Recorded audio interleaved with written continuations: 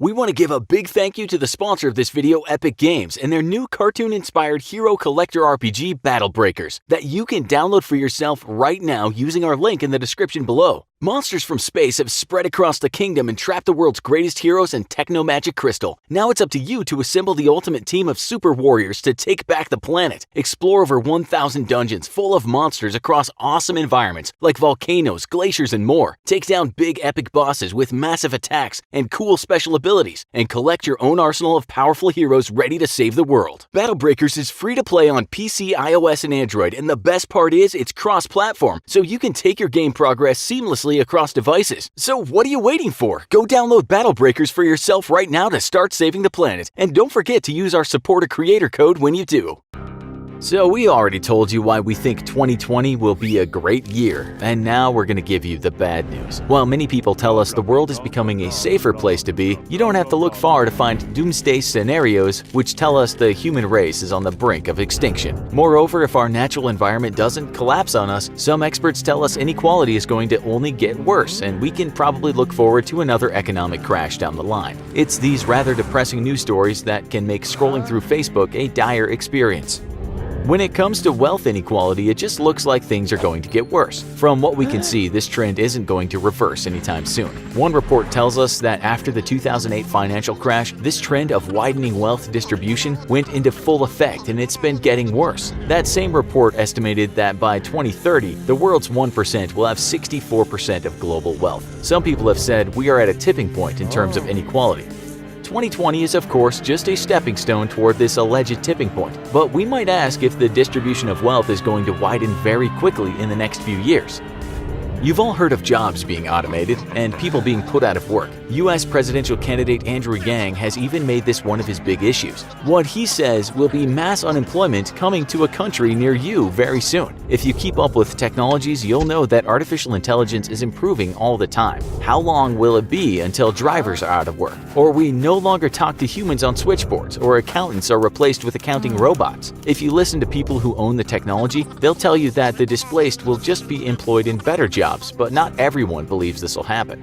The good news is that some experts in the USA at least tell us that unemployment there will not change much in the coming year, but it will rise from 3.6 to 3.7%. This was a recent forecast announced by the Federal Open Market Committee. It also stated that the GDP growth in the USA in 2020 will reduce and then rise again in 2021.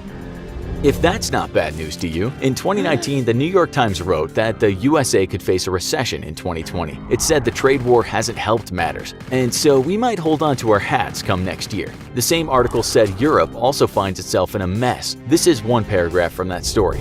The European economy, which has muddled along for years with low growth, may be tumbling into a recession. And if Britain crashes out of the European Union with no exit deal on October 31st, Europe could face still deeper challenges. The Guardian said the same thing, stating that the economic experts veering to the side of pessimism are saying that there will be a global crash next year. The conclusion to that article sounds very ominous. It said, London-based forecasters Fathom Consulting have penciled in a global bust for 2020.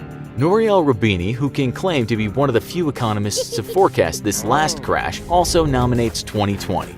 That's not much time to prepare. As for war, well, the world could be said to be less war-torn than it was in the past, but globally, thousands of people are still dying in wars. The good news is that come 2020, the USA might pull its troops out of Afghanistan, but that's not for certain in the least. What we can definitely say is that in 2020, a lot of fighting will still be going on. And if you believe an article published in The Nation in 2019, new wars might be right around the corner. Iran was mentioned as a foe for the USA, but the article also says this: after years of slogging it out with guerrillas and jihadists across the greater Middle East, the US military is increasingly keen on preparing to combat peer competitors China and Russia. If you look at the national defense strategy of the United States of America, you'll see that indeed the US is prepping its military to go against China's quickly modernizing military. The question everyone is asking is, will the trade war spin out of control? We might see in 2020. A lot of people are saying 2020 is going to be a volatile year. Forbes wrote this year, "We are vulnerable and we'll be lucky to get through the 2020s without major damage." The three main factors for this volatility, according to that article, was the China-US trade war, a technology cold war between those nations, and tensions with Iran. A technology Cold War might not sound like such a bad thing, but that's what the Cold War with Russia was, and it wasn't exactly a small deal. That article also turned to Europe, saying the continent was in shambles, stating that economies were slowing down and a Europe-wide recession was on its way. This article also had an ominous conclusion. The writer said, "I expect 2020 to be one of the most volatile market years of my lifetime." As for carbon emissions, it seems 2020 might be a peak year, but the hopefuls believe we can turn this around in the years after that. Still, it seems 2020 won't exactly be a good year. Then there are people that tell us we are doomed. Listen to this headline published in the LA Times in 2019. Climate change is already here. 2020 could be your last chance to stop an apocalypse. The article also contained this rather depressing fact. Last year saw a global acceleration of emissions, as total carbon levels in the atmosphere reached 414.8 parts per million in May, the highest recorded in 3 million years. The richer human society becomes, it seems, the more we poison the world. In fact, looking at the data, emissions grew just about everywhere in 2018, with Europe being the only place to see a decrease according to the International Energy Agency. It remains to be seen how 2019 turns out because it's not over yet. Then we have countries that seemingly have split into two. In the UK, it seems the country is split in half when it comes to Brexit. If Brexit does fully take shape, then there are going to be a lot of upset people. It seems the animus for the other side, driven by social media, is at all-time high levels. The same goes for the USA. The divide between right and left is stark. Can we come together to build a better world? The novelist Jonathan Franzen wrote a controversial piece in The New Yorker this year in which he said the climate apocalypse is unavoidable. This became very controversial. Later, he said in an interview that one of the reasons we can't solve modern problems is because of our online rage. After the US election and a possible Brexit, what might happen? Will that rage dissipate? 2020 will be a telling year.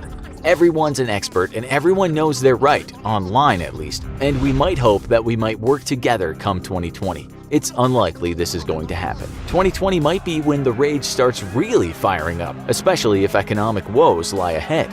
To change the topic entirely, we'll now talk about technology. In our positive show about 2020, we said a lot of good things about technological advances, such as how they'll improve healthcare drastically. Nonetheless, one of the biggest fears is that the more connected we are and the more technology advances, we will lose our privacy. As we're writing this, the Guardian newspaper has a headline that tells us we are hurtling toward a surveillance state. Is Big Brother on the way?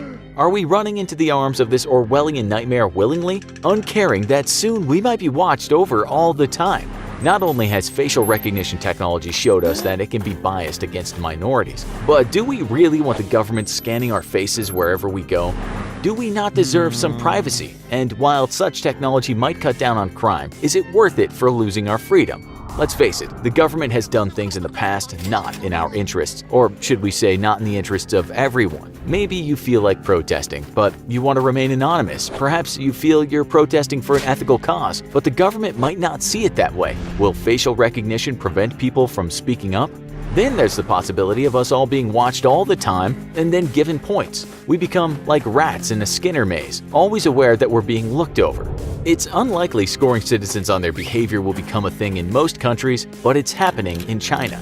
In the US this year, San Francisco said police would not be able to use such invasive facial recognition tech because it didn't want people to feel like they were living in a police state. But this technology no doubt is going to roll out more in 2020. In one case in the UK, when facial recognition tech was used by police, one woman was spotted 10 times and brought in for questioning. It turned out she wasn't the person police wanted.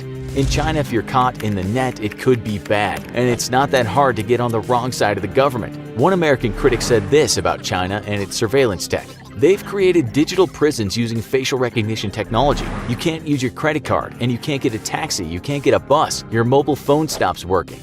He did then say though, but that's China, we're not China. Still, it will be interesting to see what happens in 2020. In some countries in Europe, the tech is already in use, but the problem is the citizens didn't get a say in it and are probably unaware it's being used. According to CNBC, China is right now busy exporting a lot of its surveillance software.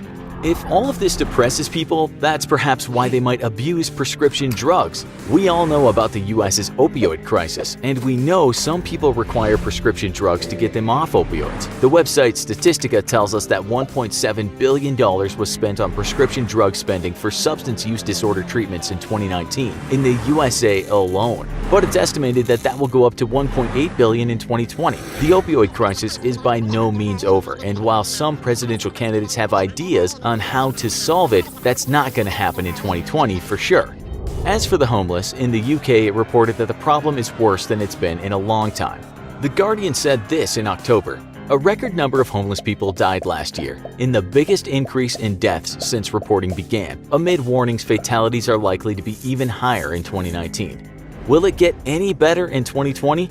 The good news is that the government will be investing in a homelessness plan, but the bad news is that change will likely not happen in 2020.